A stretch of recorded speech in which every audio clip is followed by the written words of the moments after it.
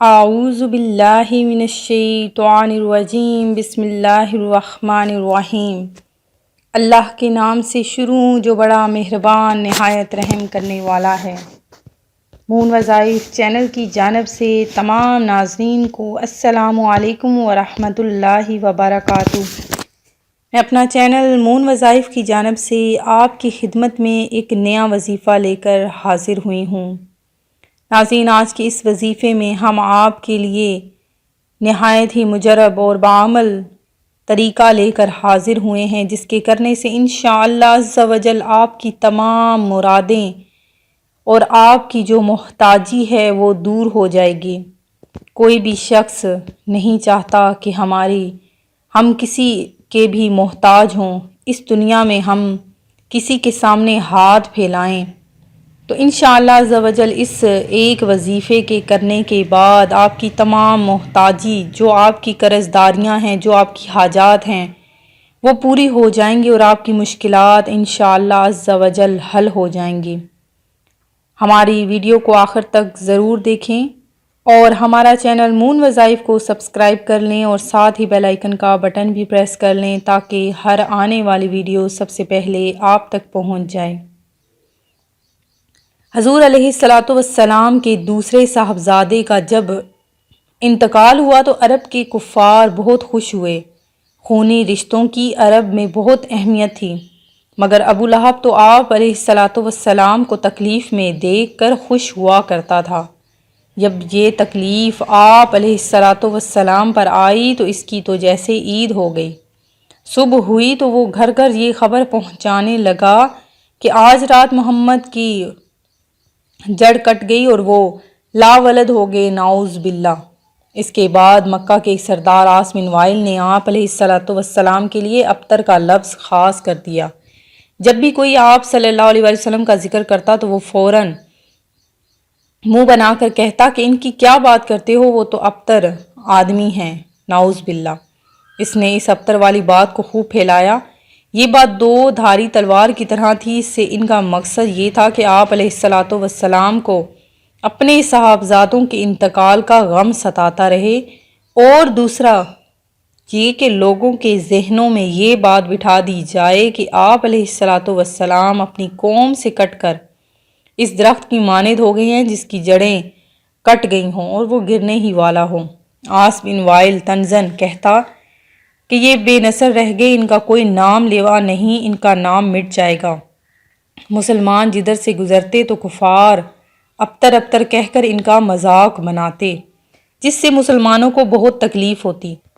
اللہ تبارک و تعالی نے لفظ ابتر کے مقابلے میں سورہ کوثر کو نازل فرمایا کہ اے نبی، ہم نے تمہیں کوثر عطا کیا، پس تم اپنے رب کی نماز پڑھو اور قربانی کرو، بے شک تمہارا دشمن ہی جڑ سے کٹا ہوا ہے۔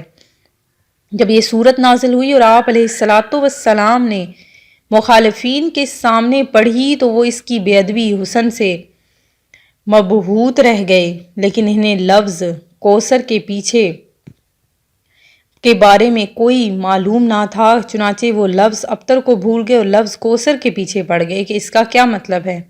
لوگ ایک دوسرے کو پوچھنے لگے کہ یہ کوثر کیا ہے۔ لوگ ماہرین کلام کے آگے پیچھے پھرنے لگے، ہر بازار، ہر گلی، ہر کوچہ، ہر محفل میں بس ایک ہی لفظ کی تکرار رہ گئی۔ لفظ ابتر کے مقابلے میں لفظ کوثر کا صوتی حسن بہت زیادہ ہے، حتیٰ کہ لوگوں نے آپ علیہ السلام سے اور آپ کے ساتھیوں سے رجوع کیا اور لفظ کوثر کا مطلب پوچھا۔ اس طرح لفظ کوثر نے مخالفین کے پروپیگنڈے کے پرخچے اڑا کر رکھ دیے۔ وہ مخالفین جو ابتر ابتر کہتے پھرتے تھے، ان پر ایک زبردست ضرب لگائی کہ تم مخالف ہی جڑ کٹے ہو۔ اللہ نے اپنے نبی کو تو خیر کثیر، اللہ کا دین اور حوض کوثر عطا کیا، اولاد کس کی باقی رہی ہے، یہ تو سب مٹ جانے والے ہیں۔ اس وقت رواج تھا کہ خانہ کعبہ کے دروازے پر چیلنج کے طور پر کسی شعر یا کلام کو آویزاں کر دیا جاتا تھا کہ اس کے مقابلے میں کوئی شعر یا کلام ہے تو لاؤ، اور اگر کوئی لے آتا تو پہلے والا اتار کر دوسرا آویزاں کر دیا جاتا۔ مسلمانوں نے بھی سورہ کوثر کے اعجاز و اثر کو دیکھ کر خانہ کعبہ کے دروازے پر آویزاں کر دیا۔ اس چیلنج کا جواب دینے کے لیے بہت جوش و خروش پیدا ہوا اور اس کے بدلے کوئی کلام لانے پر خوب زور لگایا گیا، مگر بے سود۔ آخر عاجزاً آ کر کہنے لگے کہ یہ انسان کا قول نہیں ہے۔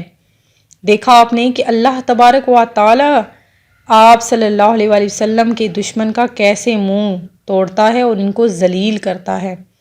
انشاءاللہ آج بھی یہ دشمن اور چیلنج کرنے والے منہ کی کھائیں گے اور ذلیل ہوں گے، بے نام و نشان ہو کر رہ جائیں گے، اور ان کی آنے والی نسلیں ان کا انجام دیکھ کر کانوں کو ہاتھ لگائیں گی۔ قرآن پاک میں ہے کہ ہم نے تیرے لیے تیرے ذکر کو بلند کیا، اور انشاءاللہ عز و جل آپ علیہ السلام کا ذکر خیر قیامت تک اسی طرح بلند و بالا رہے گا۔ ناظرین، جو آج میں آپ کے لیے خاص وظیفہ لے کر حاضر ہوئی ہوں وہ جمعہ کے دن کا بہت ہی خاص اور مجرب عمل ہے۔ جمعہ کے دن ویسے ہی بہت زیادہ برکتیں اور فضیلتیں نازل ہوتی ہیں۔ جمعہ کے دن ہر مسلمان کی دعا کو قبول کیا جاتا ہے۔ جمعۃ المبارک کی بابرکت گھڑیاں ایسی بابرکت گھڑیاں ہیں جس میں ہر مسلمان کی ہر مانگی ہوئی دعا قبول ہوتی ہے۔ تو ناظرین، ان چند ساعتوں کو اپنی ناگواری میں نہ گزارا کریں، بلکہ زیادہ سے زیادہ ذکر و اذکار اور درود پاک پڑھا کریں۔ جمعۃ المبارک کے دن ایک ایسی ساعت ہے جس میں کسی کی بھی دعا رد نہیں کی جاتی، اور وہ ساعت بہت تھوڑی ہے، تو اسے تلاش کریں اور زیادہ سے زیادہ دعا مانگیں۔ اللہ عز و جل بھی جمعہ کے دن مانگی ہوئی ہر دعا کو قبول فرماتا ہے، اور جمعۃ المبارک کے دن زیادہ سے زیادہ درود پاک پڑھا کریں۔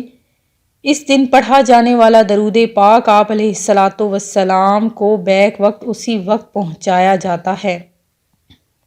ناظرین، آج کا جو میرا وظیفہ ہے وہ بہت ہی مجرب اور بعمل وظیفہ ہے۔ اس کو آپ نے کرنا ہے، کس طریقے سے کرنا ہے یہ سن لیجئے کہ آپ نے نماز عصر کے بعد 100 دفعہ درود پاک پڑھنا ہے، کوئی سا بھی آپ درود پاک پڑھ سکتے ہیں۔ اس کے بعد آپ نے 300 دفعہ اللہ تبارک و تعالیٰ کے اسم گرامی ہیں، ان کو پڑھنا ہے۔ یا عزیزو یا مغنیو، یا عزیزو یا مغنیو، یہ آپ نے 300 مرتبہ دونوں کو پڑھنا ہے، اور اس کے بعد آپ نے 3 دفعہ درود پاک پڑھنا ہے آخر میں، اور اس کے بعد اپنی خاص حاجت اور اپنے مقصد کے لیے آپ نے دعا مانگنی ہے، اور اپنی محتاجی کو دور کرنے کے لیے دعا مانگنی ہے کہ اللہ تبارک و تعالی ہمیں صرف اور صرف اپنا محتاج رکھے اور کسی کا محتاج نہ بنائے۔ میں امید کرتی ہوں کہ ہمارا یہ آج کا وظیفہ آپ کو پسند آیا ہوگا۔ اسی طرح سے مزید وظائف حاصل کرنے کے لیے ہمارا چینل مون وظائف کو دیکھتے رہیے۔